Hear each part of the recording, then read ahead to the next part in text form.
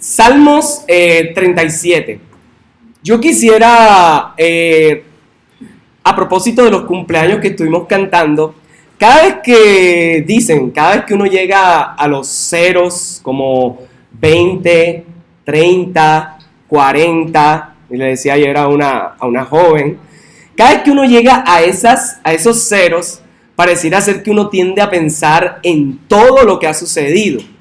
Y una vez lo dije acá, cuando uno está por ahí cerca del 27, 28, 29 para llegar al 30, o 37, 38, 39 para llegar al 40, o 17, 18, 19 para llegar al 20, empieza uno a hacerse las cuentas de, ¿qué ha pasado con mi vida? ¿Qué he hecho? Algunos se lo hacen cada año que cumplen y dicen, ¿qué habré hecho con mi vida? ¿Valió la pena vivir? Y se sacan entre esos resumen, pues si se casó, si no se casó, si tiene hijos, si no tiene hijos, si tiene nietos, bisnietos, si trabajó, si tiene una carrera profesional, una maestría, si hizo un doctorado, si no lo hizo. Y toda clase de cosas llegan cuando uno se acerca a esas edades. Pero también eso puede pasar a diario. Cuando uno se pone a mirar y uno dice, sus compañeros del colegio, se encuentra con ellos y le dice, no, estoy gerenciando la empresa tal. Y uno, sí, ¿y tú qué haces? Soy gerente de mi hogar o de Avon o algo así. No es que esté mal, está bien, sino que tal vez uno dijo, yo quería tener otra aspiración, otra cosa. Claro, claro, puede ser, no, es que yo soy ministro de Hacienda o algo así. Bueno, yo soy el ministro del hogar, ministro sacerdote de la casa, algo así. Toda clase de cosas puede pensar uno. El texto que voy a leer habla sobre el buen camino y el mal camino. Los salmos suelen contar caminos por los cuales transitar. Así como los proverbios nos enseñan las veredas, así los salmos nos enseñan caminos.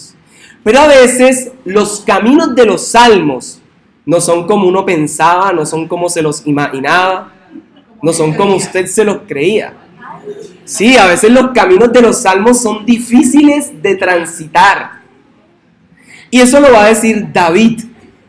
Y como lo dice uno que lo cuenta por ahí esa canción. Entonces, estos caminos y este salmo que vamos a leer es de David.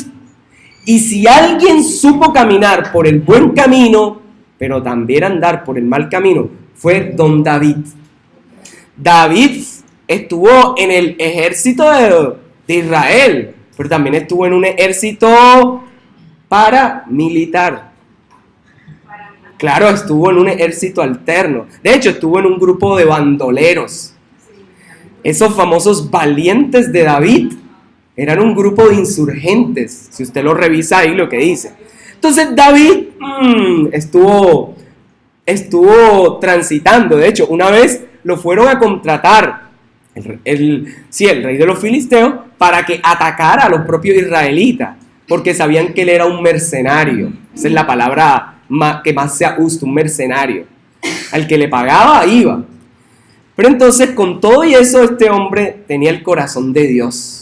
Y supo recorrer el buen camino, porque en medio de sus errores, en medio de sus malos caminos, supo transitar hacia el buen camino. Supo dejarse guiar por Dios para corregir su senda, sus veredas. Por eso Él pudo enseñarnos a nosotros a través de los salmos. Y cada vez que los leemos, Él nos enseña. Pero los salmos tienen una particularidad. Tienen una particularidad que tienden a ser cantos. Hay cantos alegres, hay cantos para entrar al templo, hay cantos para decirle a toda la congregación, alaben a Dios, pero también hay cantos penitenciales. Hay cantos donde se quejan. Y donde en vez de decir, bendice alma mía al Señor y gózate de todos tus beneficios, encuentra otros que dice, voy a parafrasear, ojalá se mueran mis enemigos y caigan todos marchitos y como hoja seca se consuman en el fuego. Así. Entonces esos contrastes los va a encontrar. Y de pronto alguna vez, usted no lo ha dicho, pero no sé si alguna vez ha pensado que ojalá ese no fuera tan bendecido y esa bendición la tuviera usted. No sé si alguna vez le ha pasado por su cabeza. Entonces, los salmos tienen todos esos sentimientos. El salmo de esta mañana tiene puro sentimiento. Es pasión pura. Y va a encontrar toda clase desde nostalgias, desde rabia, hasta alegría, hasta esperanza. Y empieza diciendo así el Salmo 37, versión Reina Valera, que me gusta. No te impacientes, un imperativo, a causa de los malignos, ni tengas envidia de los que hacen iniquidad. Porque como hierba serán pronto cortados, como la hierba verde se secarán. Confía en Jehová y haz el bien, y habitarás en la tierra y te apacentarás de la verdad. Porque deleítate a sí mismo en Jehová, y él ¿qué? Wow. Encomienda a Jehová tu camino y confía en él, y él exhibirá tu justicia como la luz y tu derecho como el mediodía. Guarda silencio ante Jehová y espera en él. No te alteres con motivo del que prospera en su camino, por el hombre que hace maldades. Dé a la ira y desecha el enojo. No te excites en manera alguna a hacer lo malo, porque los malignos serán destruidos, pero los que esperan en Jehová, ellos heredarán la tierra. Pues de aquí a poco no existirá el malo. Observarás su lugar y no estará allí. Pero los mansos heredarán la tierra y se recrearán con abundancia de paz. Maquina el impío contra el justo y cruje contra él sus dientes. El Señor se reirá de él, porque viene su día. Porque viene su día. Los impíos desenvainan espada y entesan su arco para derribar al pobre y al menesteroso, para matar a los de recto proceder. Su espada entrará en su mismo corazón y su arco será quebrado. Mejor es lo poco del justo que las riquezas de muchos pecadores, porque los brazos de los impíos serán quebrados, mas el que sostiene a los justos es Jehová. Conoce Jehová los días de los perfectos, y la heredad de ellos será para siempre. No serán avergonzados en el mal tiempo, y en los días de hambre, ¿qué va a pasar con ellos? Serán saciados. Mas los impíos, ¿qué apellido tendrán? No, ese no es el apellido. Y los enemigos de Jehová, como la grasa de los carneros, serán consumidos, se disiparán como humo, como el humo. El impío toma prestado, mas el justo tiene misericordia y da. Ahora si se acordó, si tiene algo prestado y no lo ha pagado, ya vamos a hablar de cuál es el impío, ¿oyó? El librito azul que anda por ahí. Dice, porque los benditos de él heredarán la tierra, y los malditos de él serán destruidos. Por Jehová son ordenados los pasos del hombre, y él aprueba, ¿qué cosa? Ojo con esa palabra. Cuando el hombre cayere, no quedará postrado, porque Jehová sostiene su mano. Joven fui y he envejecido, y no he visto justo desamparado, ni su descendencia que mendigue pan. En todo tiempo tiene misericordia y presta, y su descendencia es para bendición. Apártate del mal y haz el bien. ¿Y qué? Para los que preguntaban por la fuente de la eterna juventud. Porque Jehová ama la rectitud y no desampara a sus santos. Para siempre serán guardados, mas la descendencia de los impíos será destruida. Los justos heredarán la tierra y vivirán sobre ella. La boca del justo, ¿qué habla? ¿Y su lengua qué habla? La ley de su Dios está en su corazón, por tanto sus pies no resbalarán. Acecha el impío al justo y procura matarlo. Jehová no lo dejará en sus manos, ni lo condenará cuando le juzguen. Espera en Jehová y guarda su camino, y él te exaltará para heredar la tierra. Cuando sean destruidos los pecadores, lo verás. Vi yo al impío sumamente enaltecido, y que se extendía como laurel verde, o como la verdolaga. Pero él pasó, y he aquí yo no estaba. Lo busqué y no fue hallado. Considera al íntegro y mira al justo, porque hay un final dichoso para el hombre de paz. Mas los transgresores serán todos a una destruidos. La prosperidad de los impíos será extinguida. Pero la salvación de los justos es de Jehová, y él es su fortaleza en tiempos de angustia.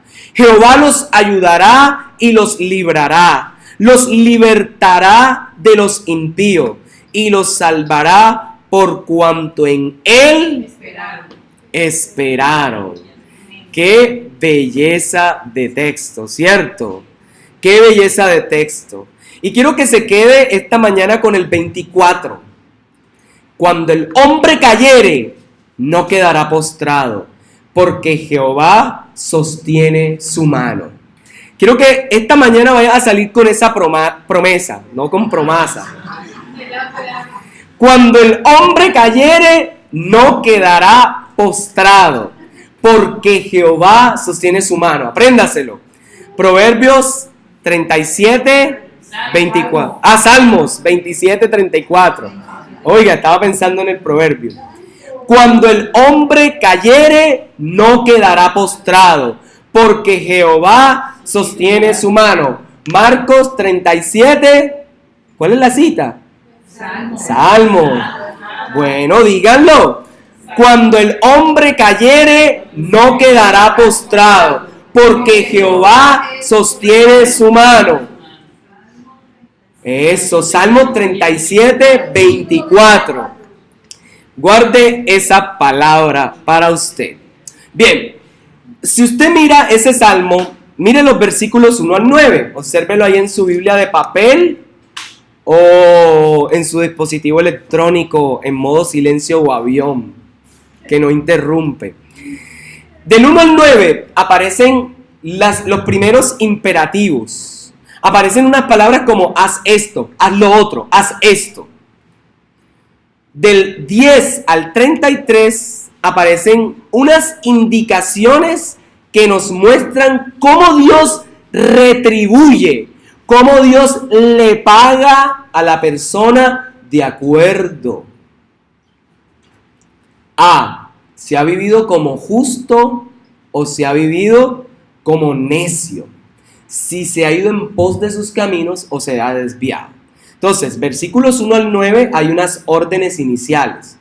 Versículos 10 al 33 muestra que Dios paga y te paga de acuerdo a cómo caminaste. Y tercero, unos imperativos finales, unas órdenes finales para que a nadie se le olvide. El tema de este salmo va a bailar entre el justo y el injusto. Va a ir y venir en cómo es la vida de ellos. Yo le pregunto a usted, ¿alguna vez ha conocido a alguien justo? ¿Ha conocido a alguien injusto? Ay, ¿no han conocido a nadie justo? Sí. Todos los que tienen a Cristo han sido justificados. Así no parezca, pero han sido justificados. Claro que sí, el Señor nos ha justificado. Y nuestras obras mejoran. Entonces, el tema va a bailar entre los que son justos y los que son injustos. Entre los que son honrados, pero y los que son malvados. Los benditos y, según el texto, los malditos.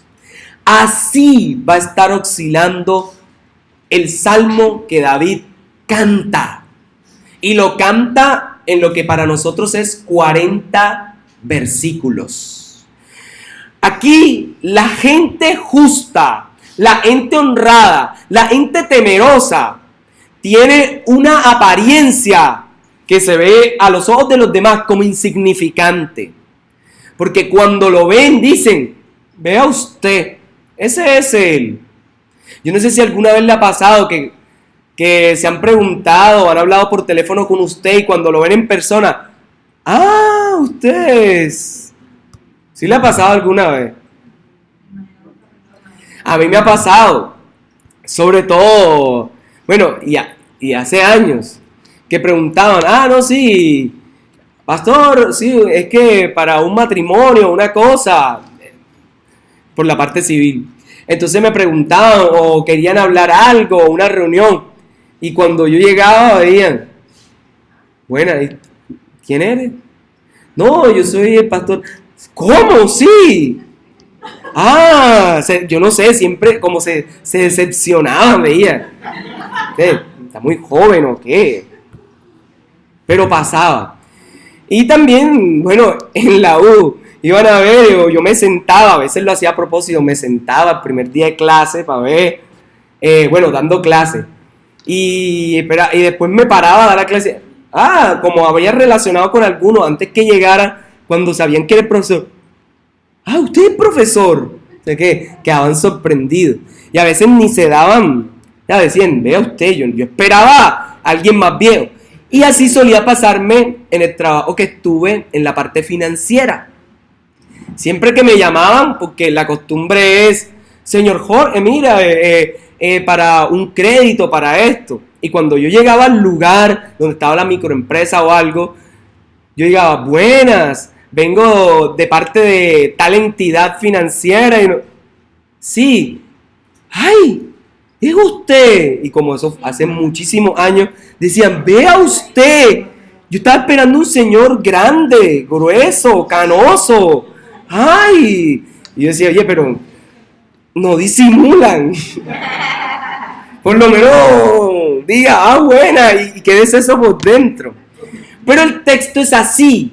El texto va a mostrar que hay gente que te va a mirar y va a decir, vea usted, esa es la persona, vea usted, y ese es el que se llama justo. Y va a mostrar que los honestos, los honrados, los justos, tienen apariencia insignificante, se ven desprotegidos. Si mira el versículo 11, es que son humildes de condición, parecen despreciados, parecen perseguidos, parece que les cayó la roya muchas veces. Sí, ovejas llevadas al matadero, se ven así. Eso es lo que va a mostrar el salmista. Pero lo que dice de ellos, dice que una característica es que ellos son benditos. Y que esos benditos gozarán de paz. Y que esos que van a gozar de paz van a poseer la tierra. Ahora, cuando uno se encuentra esa palabra, poseer la tierra, uno dice, ¿cómo así? Significa que vamos a tener por fin esa parcerita que queríamos por allá en San Cayetano, en San Juan, o allá en los Montes de María, en algún lugar bonito. Si usted quiere decir amén, puede decirlo. Sería bueno. Los que ya tienen, pues, ya saben. Entonces, aquí la esperanza a la que aluden es a lo que se le dijo desde el principio, cuando salieron de Egipto. después de haber celebrado la Pascua, ellos iban a poseer la tierra. Pero ¿qué sucede? Que desde esa época y aún siguen en conflicto por esa tierra.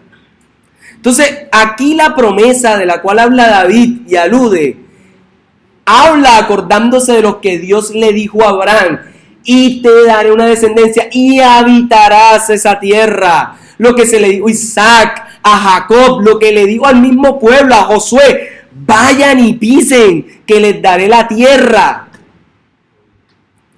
No arena que se la traen en una carretilla, sino tierra, propiedad. Eso es lo que va a hablar el texto. Te voy a dar donde habitar. Y eso es lo que él reclama. Dice: miren, los que se han portado bien, traducción de madre, van a heredar la tierra, van a comer hoy postre después de la comida. Esa es la traducción de mamá. Pero aquí, hermanos, en lo que está diciendo trasciende un poco más si lo miramos a la luz de los evangelios. Por ahí sí, no sé si han escuchado, algunos dicen: no, es que los mansos heredan la tierra, y sí, vamos a poseer nuestros lugares y nuestras parcelas en esta tal como está. Vale, en Apocalipsis también va a mostrar algo, pero lo que va a mostrar es que no es esta como tal, sino un nuevo cielo y una nueva tierra libre de pecado.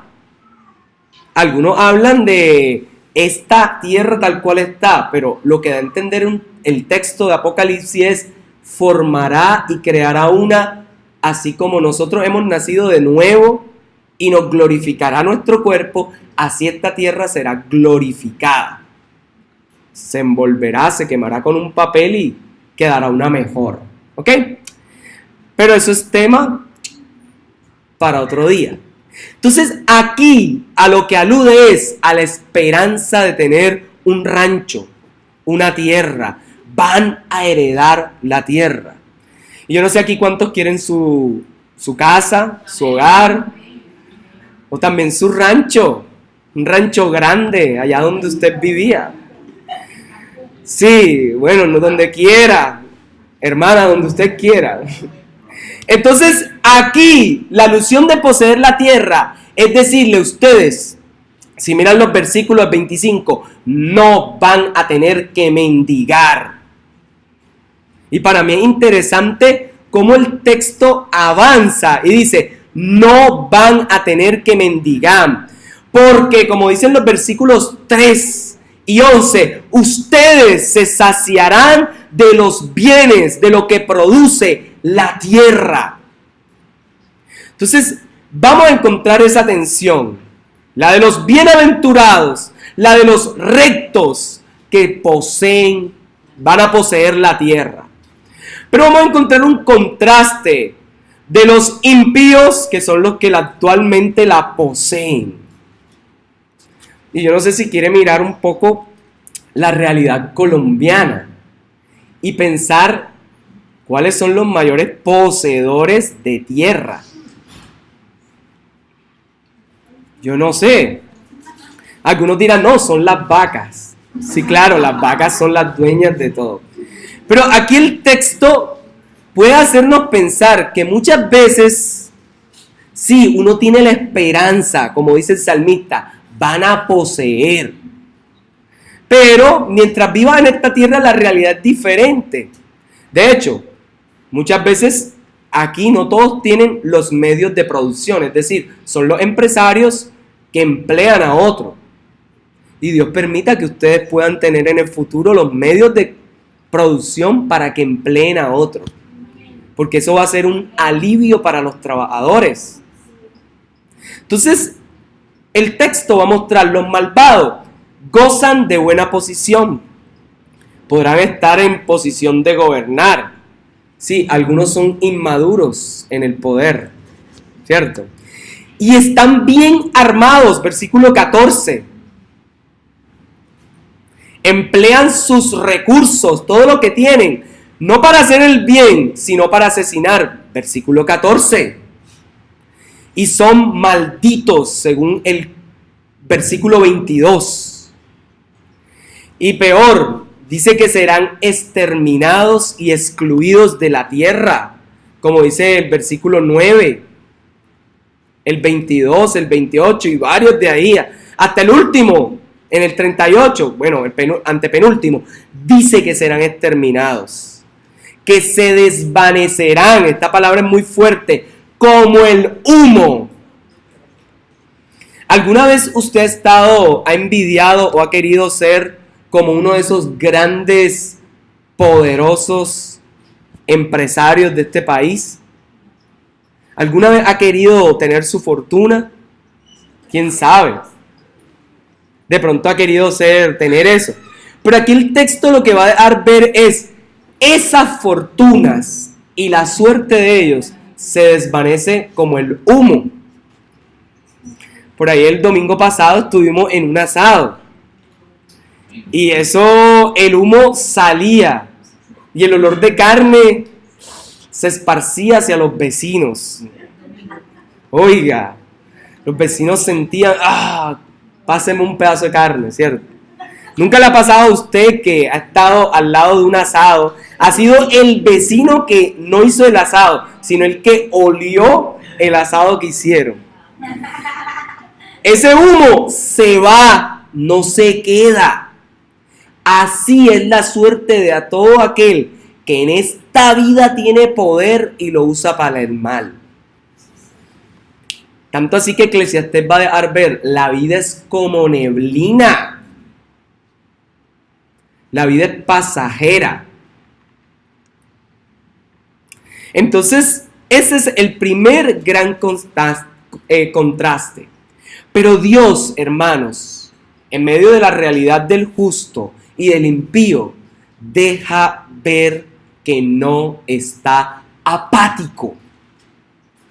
Tal vez uno ha sentido en algunos momentos, el Señor no está aquí, el Señor no me oye, el Señor no ve mi situación, no se da cuenta de lo que estoy pasando. De hecho, estos días, el año pasado, si se acuerdan el accidente que ocurrió por aquí, una chica que... Sí, entonces, estos días en la universidad, la señora no está este semestre, pero decía una de las compañeras que todos los días, ella decía, yo no puedo perdonar a Dios, porque ¿cómo pudo quedarse quieto? ¿Cómo pudo quedarse mirando desde arriba?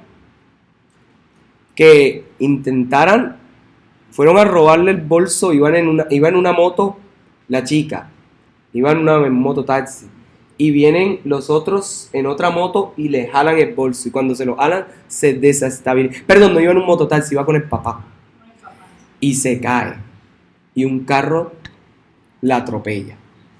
Entonces decía, ¿cómo Dios puede quedar así, mirando? ¿Cómo puede ser cuando hay un montón de gente que hace mal y eso uno los ve, manejan la moto como si se fueran a caer, pero ni un raspón? Y a eso aludía. Al que es malo, ni un rasponcito, ni un cabello parece que se le cayera. Pero el que es bueno, medio lo tocan y se desestabiliza la moto. Entonces, eso es lo que decía y expresaba. Y esto es fuerte. El salmista va a decir, es que Dios no está inactivo.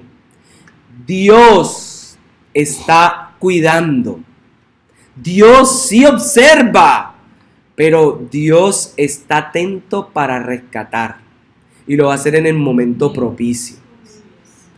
Y a veces, no sé si se ha dado cuenta cómo Dios llega a nuestras vidas en el momento que más lo necesitábamos, o en el momento donde no teníamos esperanza, donde la cosa estaba difícil. Yo soy testigo de cómo Dios, en la familia donde vivo, aun cuando estábamos muy adolescentes, Dios permitía que en la iglesia nos donaran, que nos dieran hasta para transporte, mercados, etcétera. Y Dios es bueno, Dios sabe, Dios ve. Dios es tan bueno que permite aún que te den, que te den un aventón, que te lleven en carro cuando aún tú no tenías o cuando aún tú no podías. Y Dios es muy bueno. Entonces el texto va a dejar ver que en esas cosas que yo le he mencionado tan chiquitas, Dios mira, pero Dios mira aún en las más grandes. Entonces quiero preguntarle a usted, antes de tocar más profundo acá, ¿cuáles son las cosas que están afectando tu forma de vivir?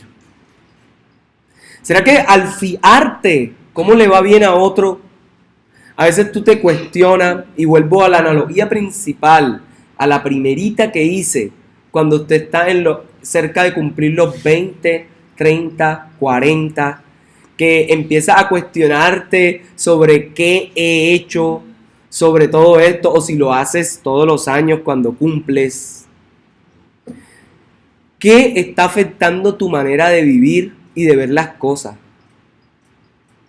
¿Cómo estás pensando al ver cómo prosperan los otros? ¿O cómo estás pensando cuando ves que no se están cumpliendo todos tus sueños? Yo creo que es una buena pregunta. Y la reflexión de este salmo empieza a incitarnos a decirnos cómo o cuáles son las motivaciones de nuestra vida. ¿Qué motiva o cuál es el motor de tu vida? El motor de tu vida es porque tus compañeros de escuela ahora les está yendo bien, ahora tú quieres hacer esto para que te vaya bien. ¿Cuál es el motor de tu vida? Porque los demás están trabajando o están viajando, están saliendo de la ciudad. Tú quieres irte. ¿Cuál es el motivo? O el motivo nace de un corazón legítimo, donde Dios puso en tu corazón: quiero que trabajes para mí como un empresario. Quiero que trabajes para mí predicando. Quiero que trabajes para mí en otro país, o siendo empleado, o siendo ama de casa, o quiero que trabajes para mí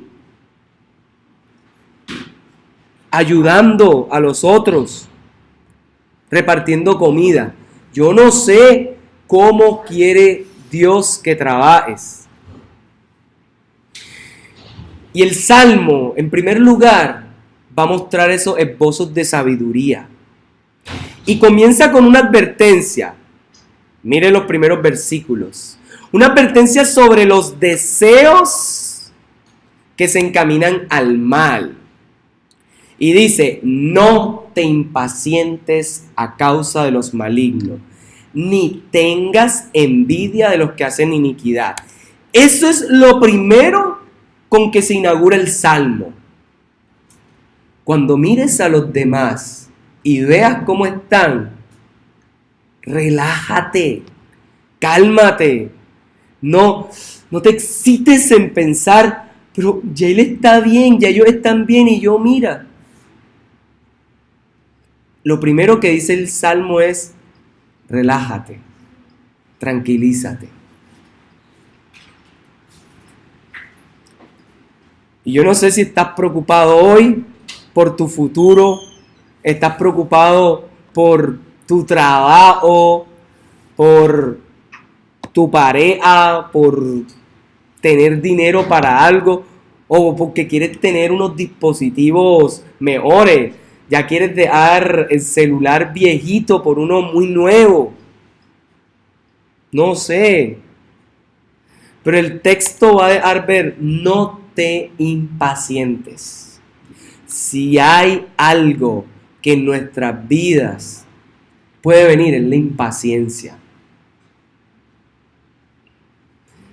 Y a veces uno quiere comparar, uno quisiera aún, vamos a hablar del propio caso, que en la iglesia tuviéramos ya nuestro propio local, que en la iglesia ya tuviéramos de todo, y todos los ministerios y todo el mundo trabajando perfecto. Y de pronto tú te impacientas diciendo: oye, yo que quisiera ver como acá cada día, no sé, se llena de nuevos miembros en la alabanza, o hay nuevos predicadores, o hay más damas, hay más caballeros, o jóvenes sirviendo, oyéndonos de misión a algún lado. Y a veces uno se impacienta. A veces yo quisiera ver todo el mundo, mejor dicho, en el cielo, elevado, casi volando. Pero la realidad es que no todos vamos a volar. Ni si tomes el Red S. Eso no funciona. No te impacientes. Y el texto no se queda en impaciencia, sino que ni tengas envidia. Y te da un porqué. Porque como la hierba serán prontos cortados. Y sabe, es que eso pasa. A veces uno mira y dice, oye, todos mis amigos no estamos contigo. Y si no te importa, no, esa canción. Todos tus amigos están prosperados, bendecidos, en victoria. Y uno dice, oye, pero ya tienen carro y yo no tengo carro. Ya tienen 2 carros y yo apenas el par de chancletas, los zapatos nuevos y eso. ¿Cierto? Oye, allá, ni Transcaribe cogen, sino Vehitrans. Oiga. Entonces, el texto de, es lo primero. La advertencia, cuidado con esos deseos que se encaminan al mal. Porque todos en esta vida somos susceptibles a tener un mal deseo. Esa es la primera gran advertencia con la que se inaugura el Salmo. Cuidado con la impaciencia. Cuidado con estar inquietándose porque no ve a su esposo o a su esposa bien vestido, bien simpático o algo. O no lo ve de tal forma. No se impaciente. Cálmese. Póngaselo al Señor. No se impaciente. Aunque da impaciencia pagar el arriendo cuando ya está la fecha. No se impaciente. Pero están llegando los recibos de luz, agua, gas, internet, televisión y toda clase de facturas. Y si es principio de año, el catastro. Entonces, no se impaciente. No te impacientes si estás esperando ese ascenso. Y ese ascenso se lo dieron a otro. Pasa. A veces uno ve el ascenso para todos menos. Dice uno, y uno ha sido el más correcto. Entonces, aquí los contrastes son fuertes. Nos va a seguir diciendo de la bendición que Dios provee y de las maldiciones por rechazarle. Versículo 7, bajemos un poquito, la parte B.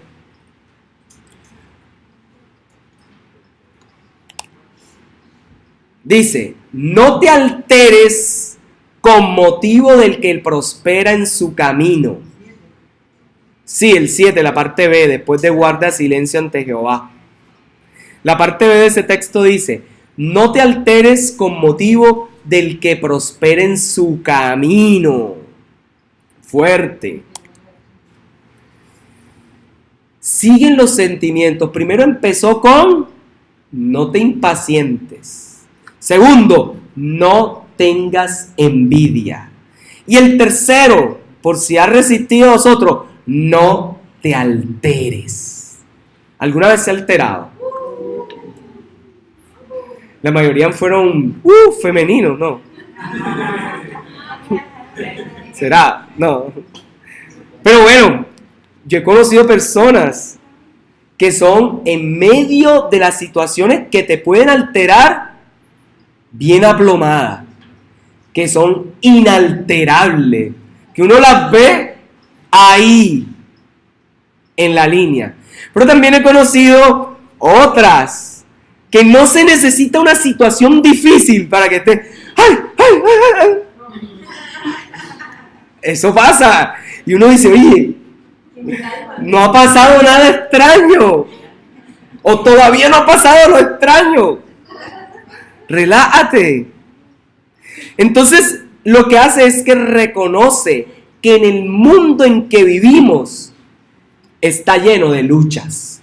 Luchas que pueden alterar nuestro estado de ánimo, que pueden alterar nuestra alma.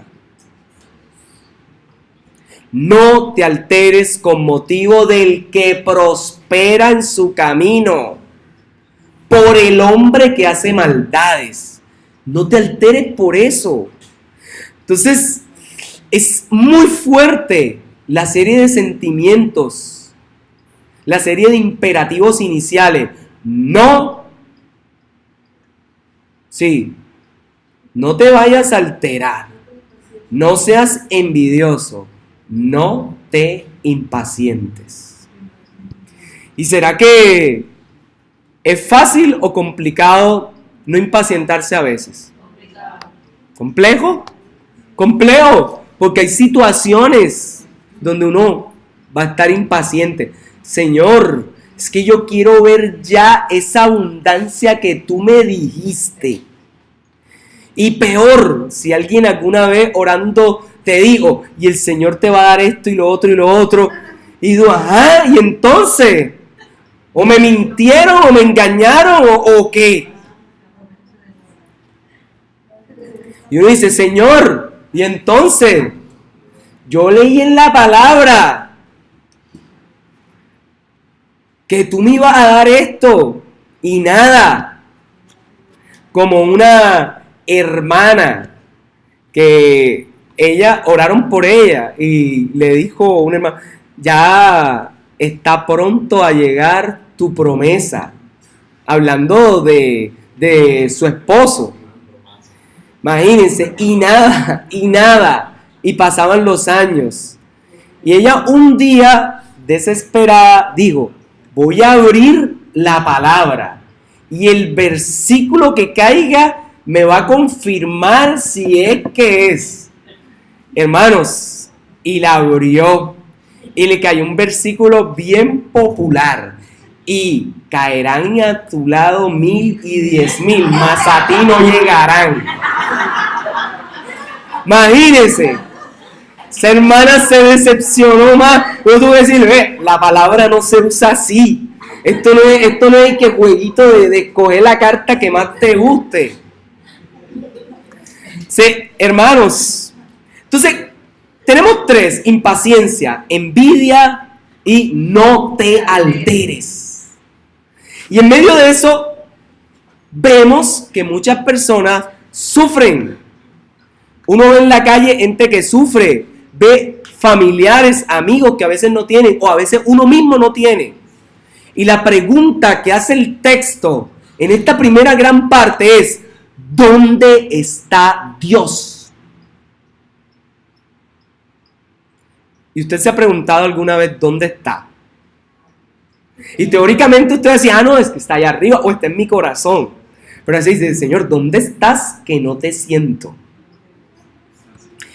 Y el Salmo va a responder haciéndonos ver que para ver dónde está tenemos que observar con paciencia, sin envidia y en calma cómo opera en la vida de los justos y en la vida de los malvados. ¿Quieres ver el obrar de Dios? Siéntate un momento. Piensa en cómo Dios te ha librado. Empieza a recordar cuántas veces te ha salvado. Siéntate un día y mira un atardecer y la pintura que Dios te regaló para que te regocijes. El texto no va a traer fórmulas mágicas que te van a decir, tienes que arrodillarte, luego pararte, luego decir esto y repite exactamente esta oración, pero de esta forma. No, el texto no dice eso. Solamente va a decir, observa. ¿Quieres verme? Observa. Mira los caminos y te darás cuenta dónde estoy. Esto me hace recordar cuando se le aparece a un profeta a Dios y le dice, mira, observa un terremoto, un torbellino fuerte, y le dice, estoy ahí. Y él, no, ahí no estás. Pero en medio de la calma, de una suave corriente de aire, estaba el Señor.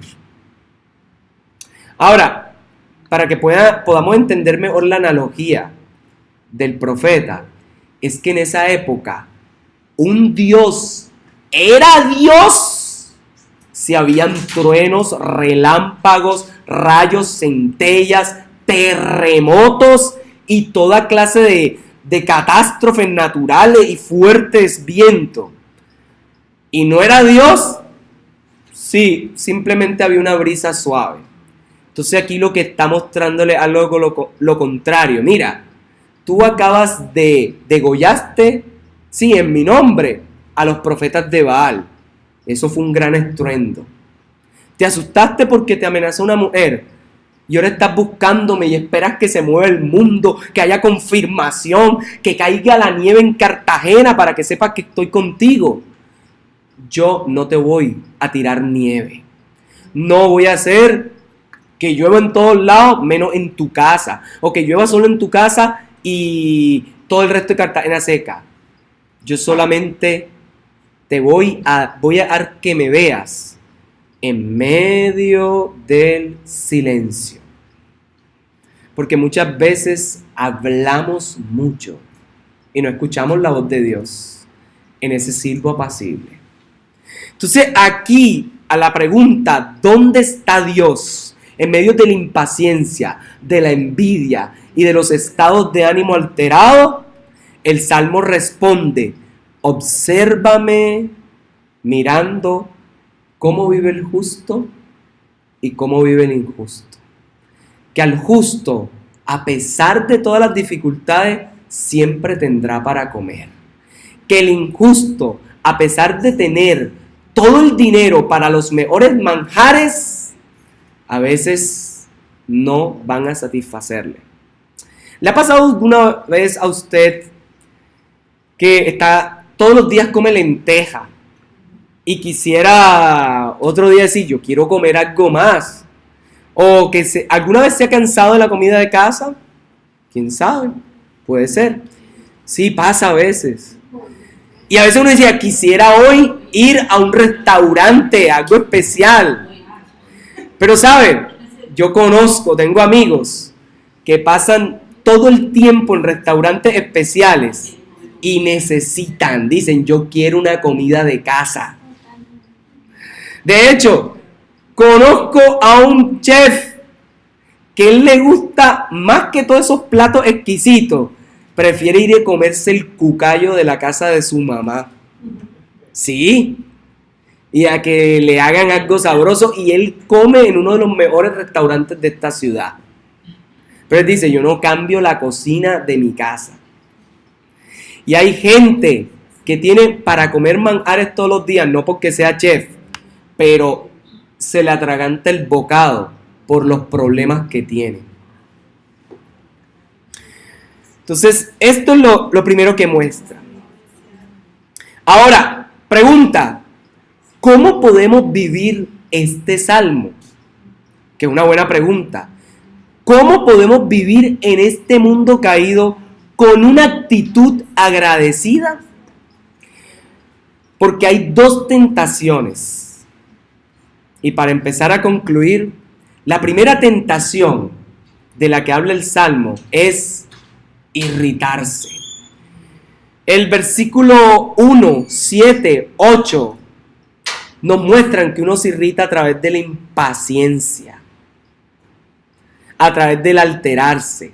Pero el versículo 8, quiero que lo mire. Ve a la ira y desecha el enojo. No te irrites, ahí aparece excites, en manera alguna al hacer lo malo. Es decir, no caigas en la tentación del dinero fácil, de las cosas fáciles. Esta semana una hermana nos contaba una tentación que pudo venir, que en medio de una situación económica que tiene, que es difícil, también es precaria, pero que Dios le ha sostenido, a veces se abren puertas, y puertas que se ven muy atractivas. Y nuestra hermana decía, yo dije no. Iba a ganar un buen sueldo. Y la hermana dijo, no, se puso firme, radical. Dijo no. Porque no cayó en la tentación de ser prosperada de esa manera. Entonces aquí, a veces, el Salmo nos muestra que caemos en la tentación de, vamos, nos irritamos, nos airamos o simplemente decimos, ya para qué lo hacerlo. Y cuestionamos a Dios porque no estamos contentos con lo que tenemos. Y yo le hago una pregunta, ¿usted está contento con lo que tiene? Qué bueno.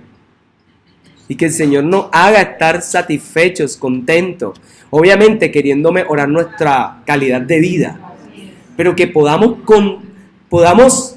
contentarnos con lo que tenemos. Y si Dios te da sabiduría para trabajar y te da fuerzas para trabajar, hágalo para que estés mejor y bendigas a otro.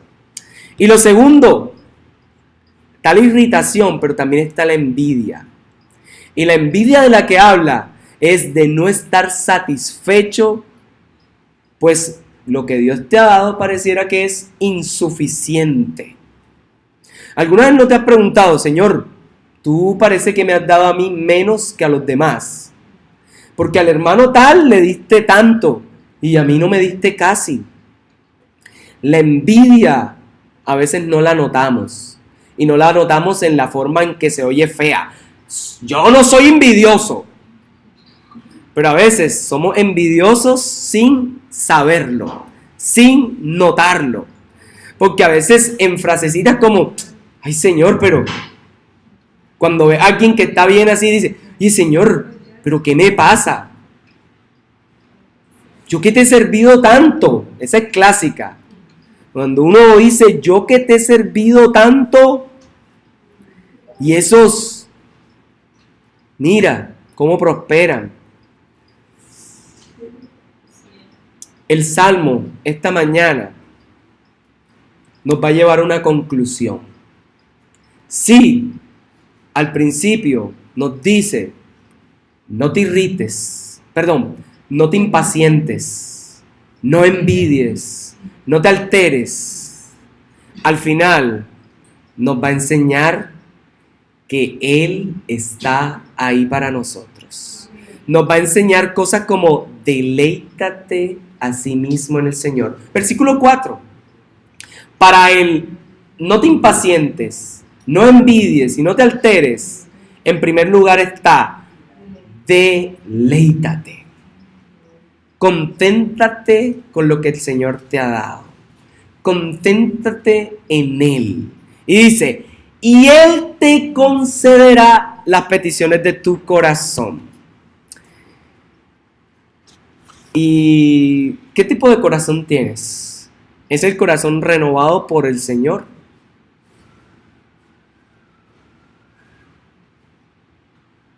¿Cuál es tu petición para el Señor esta mañana?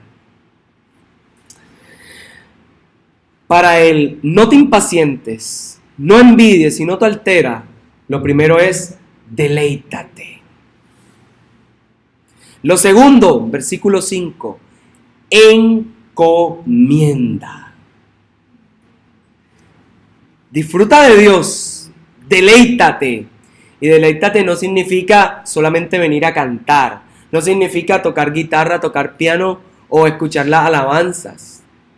Deleítate significa sincronizarte con lo que el corazón del Señor quiere. Estar en armonía. El segundo paso, encomienda a Jehová tu camino. Y en vez de envidiar, confía en Él y Él hará. Este texto es de esperanza, porque el Señor sí va a actuar en tu vida, porque el Señor te está viendo. Encomienda. Entonces, primero, deleítate. Segundo, encomienda. Y esto es una belleza, este texto. En medio de todo eso está el versículo 24. Cuando el hombre cayere, no quedará postrado, porque Jehová sostiene su mano. Y para reforzar eso, el deleítate. ¿Cuál es el siguiente? Encomienda. Lo tercero, para cerrar, es apártate del mal y haz el bien. Para la impaciencia, la envidia y los estados alterados, la respuesta es deleítate, encomienda y apártate. ¿Por qué? Porque si lo haces, vivirás para siempre. Qué belleza es el texto. Y para concluir, hay un texto precioso. Dice, la boca del justo habla sabiduría y su lengua habla justicia. Por la forma en que nosotros hablamos en nuestra vida cotidiana, en nuestros hogares, en el lugar donde nos desempeñamos laboral o académicamente, vamos a saber si somos justos y la gente podrá saber si somos justos. Es decir, el fruto de tus labios, lo que tú hablas, lo que dices con tu boca, va a dejar ver si eres justo o no. Porque muchos se jactan, su boca se llena de decir, soy justo, estoy en el Señor. Pero cuando abre su boca, no hay nada de justicia. Como dijese Jesús en uno de los textos, sus bocas, o cuando se abren o se dejan ver a otros, son letrinas. Señor Jesús,